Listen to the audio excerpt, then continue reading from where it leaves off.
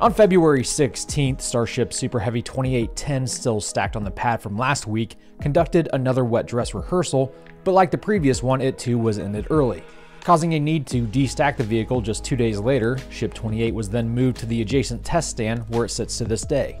Meanwhile, Booster 10 was also deplatformed and moved back to the construction site. So Test Flight 3 definitely won't be happening this month after all. Actually, Elon said during a recent Spaces interview on X that they are now targeting sooner than March 8th for liftoff.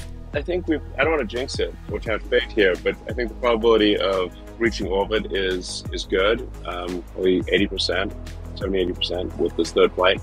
It's certainly the third flight is a much better rocket than flights 1 or 2. So you can't have too much luck in a rocket launch. Getting ready to do flight 3 probably in about, I guess, the second week of March. Like normally it's like March 8th.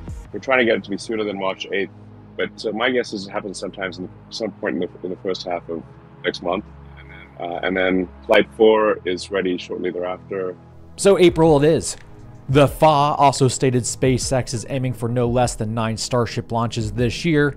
Personally, I'd count my blessings if they hit 4.5. On Thursday night, Falcon 9 placed 22 more Starlink satellites in low Earth orbit from Slick 4 East at Vandenberg Space Force Base, California, upon a first-stage booster flying for its 19th time, which landed on the Of Course I Still Love You drone ship swimming in the Pacific. A couple days earlier, on Tuesday, Falcon also gave a lift to Telkomsat Maraputa 2 to geosynchronous transfer orbit from Slick 40, Florida, marking the 300th successful mission for the Falcon fleet. But it was this particular rocket's 17th mission, which landed on Just Read the Instructions, bobbing on the Atlantic. Last week, we went over Falcon's launch of Intuitive Machines' lunar lander. Well, on Thursday this week, she touched down at the lunar South Pole despite some communication issues. The first time in more than half a century since America went to the moon.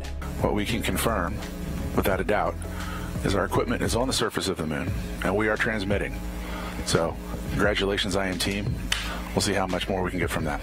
That's it.